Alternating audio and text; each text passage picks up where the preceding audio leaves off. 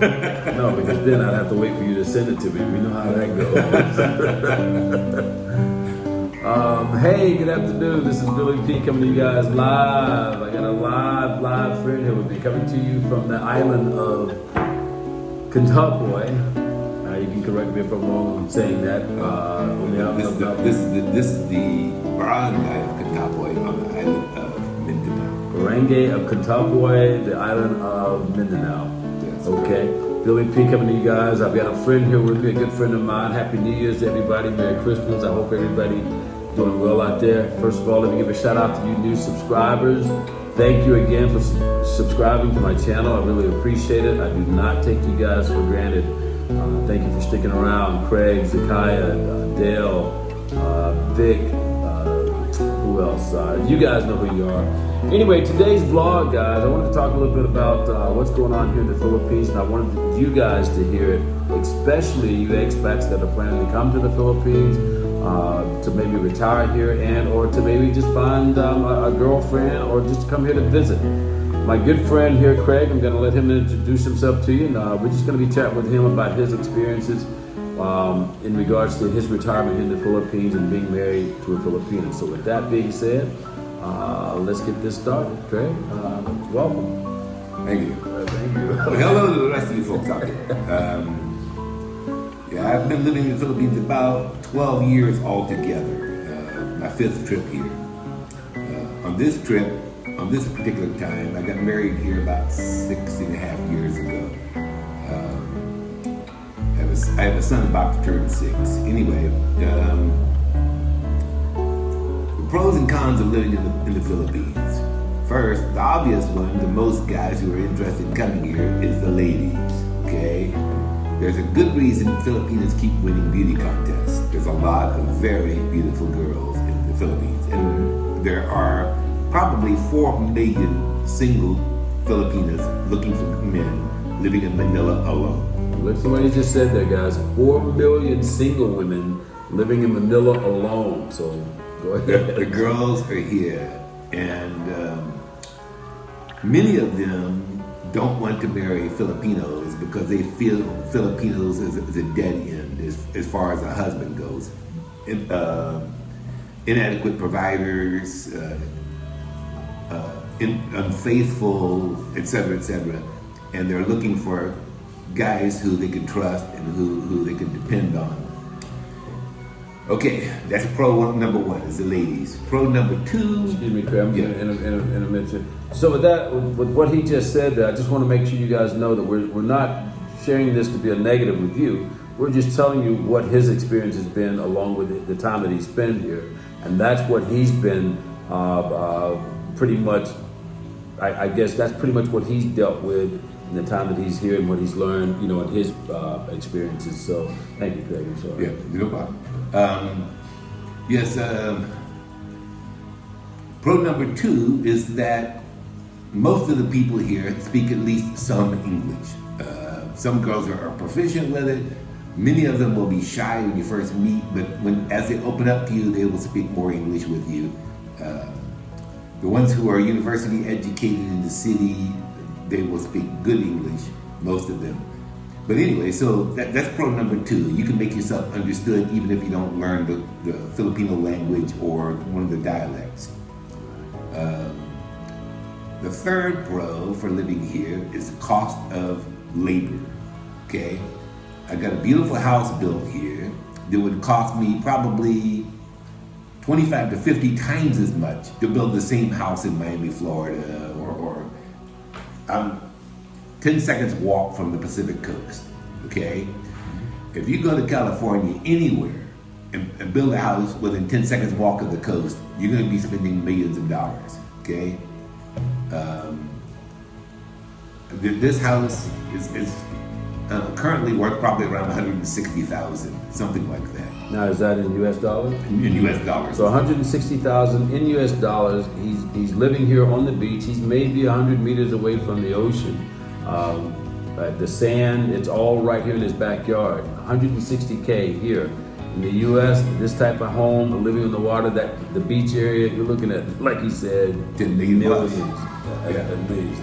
You take this same house and try to build a house of this quality in Miami, Florida, this close to the beach, you're gonna be spending probably $10 billion on the lot, okay? Much less the house.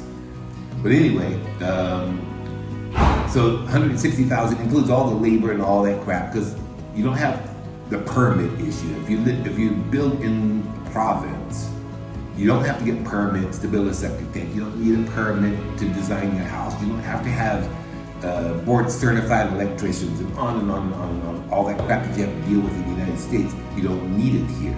And each one of those, like you said, would cost you A lot of money. Each document, each permit, each whatever form it is that you would have to instill or to input those things here in your new home. Yeah, in the States, you need to get permission to modify your house. Here, all you need is some money and the materials, and you tell them what to do and get it done.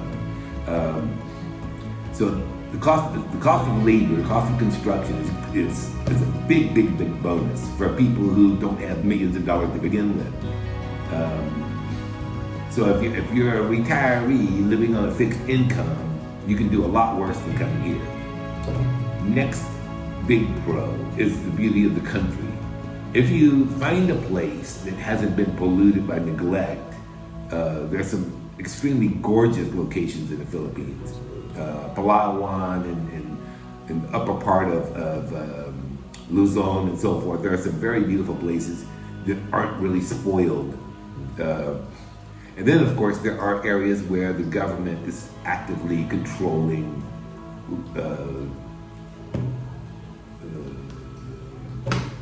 the land? No, I'm saying, well, the government is actually controlling and making sure people don't turn it into a dump. They control, keeping it clean and so forth.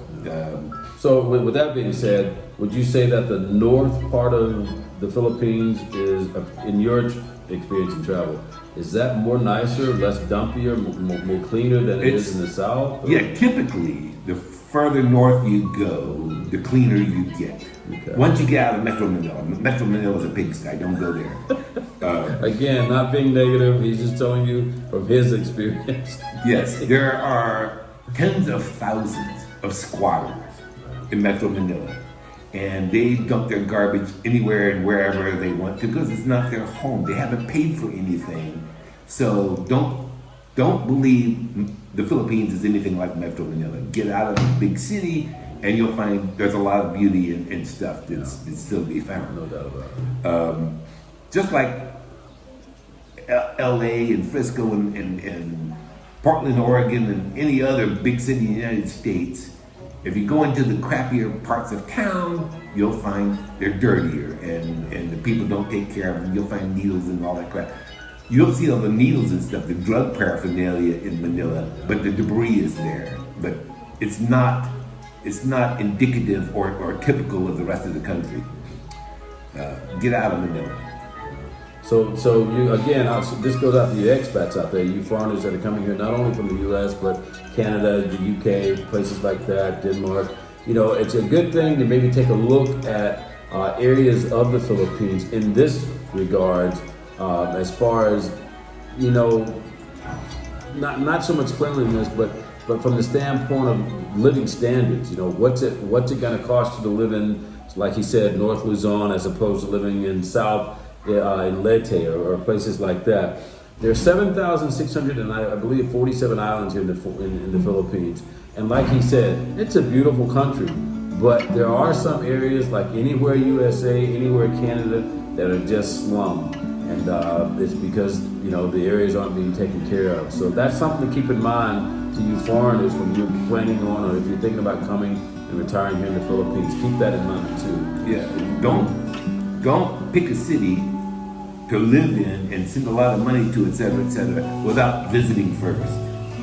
Your best bet is come to the Philippines, look around, find a place that you like before you start investing money. Don't take somebody's word over the internet that it's a great place just to send your money, because you might disagree once you see it. Anyway, next thing to look at is, this is a con rather than a pro, limited shopping experiences in some areas. Some towns you'll go to, you'll find that there's a lot of Chinese and Indonesian Muslim fake merchandise, or copycat merchandise, and the quality is not very good. If you want to get quality merchandise, go first to Manila and places like Cebu or Davao, where they're big enough to get stores that are authentic.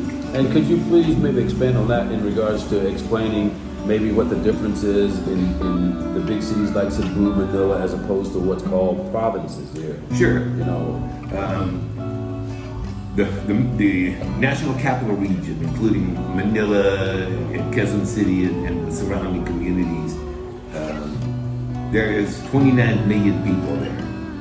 There are some major malls, Mall of Asia, etc., and the SM malls that are big enough to attract the international companies, you know, like Rolls and Rolex and so forth, so on. And the authentic companies will come there because the money is there for them to have customers that can afford that high-end merchandise. Cebu also. Cebu has a very large IT center of town. You've got IT people from all over the world that migrate to Cebu. And if you're an expat looking for electronics and so forth, 99% chance you're going to find it available in the IT area of Cebu. Davao is another large city, well maintained as far as cleanliness of streets and orderliness and so forth. However, a con about Davao is that there are also a number of terrorists in that part of the Philippines, and they tend to kidnap foreigners who they think they can get a lot of money for. So, if you're interested in Davao because you've seen it on the web, or interested in Davao because you want to go boating or something, that's one thing, but watch your back. there are a lot of expats in Davao City though that have retired there, just like on Sugar Island, I believe. I think another place is where Bohol, I believe. Boholia. A lot of expats. I know a lot of Westerners are there. I got a couple of friends that have retired there. But getting back to what he's saying about the high-end stores, he spoke about SM and places like that. There's also Adidas, Rolex. I've actually seen a couple of Nike stores here. Apple is here. You know, stores like that are prominent, and they are here in the Philippines. They may or may not be in the provinces, though. You may have to go to a Manila, Cebu, or Butuan to have access to those types of items, those products. So. Yeah, there are regional capital cities, like Butuan is for this area, Cebu for the Central Visayas region, Davao for way down south in the southern end of Mindanao. Then, of course, you got Manila, and then further north, you have Angeles City. You've got some large cities that attract, you know, the international businesses. Very beautiful up there too. Yes. I lived in Angeles, 1991, up until Pinatubo erupted. But they've recovered. They've built an international airport and a customs-free zone and so forth, so on, for international travelers. So, Craig, how many places have you lived here in the Philippines? Have you made your home here in the Philippines? Oh, hell. How many different places have you lived? Well, I lived in Quezon City, Manila, for 4 years. Big city. In the big city. But I got out of there because it's a concrete jungle and I needed green. I needed something green around me. I've lived up in the Angeles area for over a year. We lived in Cebu for a while, and then we lived here for 6 years. So, did you meet your wife in Manila or Cebu? No, we met over the internet. You met over the internet, okay. Yeah, at that time, she was working in Manila, okay, and I was back in the States temporarily in North Dakota for a medical treatment. And we met on the internet. So you hear that, guys. I will tell you that, you know, that was my experience as well. You find that a lot of foreigners are meeting, you know, their future wives and their future girlfriends over the internet, because there's several internet sites out there that allows you to meet and intermingle with these women here. Craig just said that he met his wife over the internet. They've been married now almost 6 years, 7 years now. Yeah, we're going on 7. 7 years. They've got a 6-year-old son. And I'm going to keep reiterating this throughout this video. He's got a beautiful home here in Mindanao. They call this location Malimono. And like I said, he's maybe 100, 150 meters away from the ocean. We're there every day. The beach is right there.